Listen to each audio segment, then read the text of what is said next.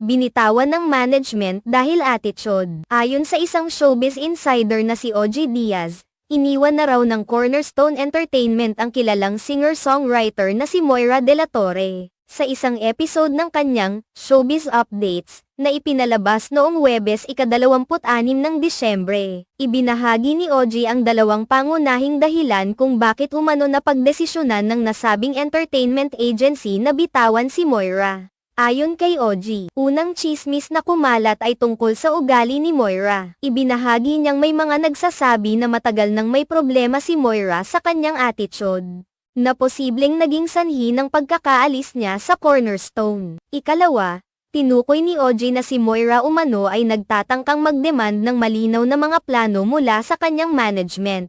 Ang mga nakarating sa ating chika. Una, may attitude daw noon pa si Moira. Pangalawa, nagde-demand daw si Moira ng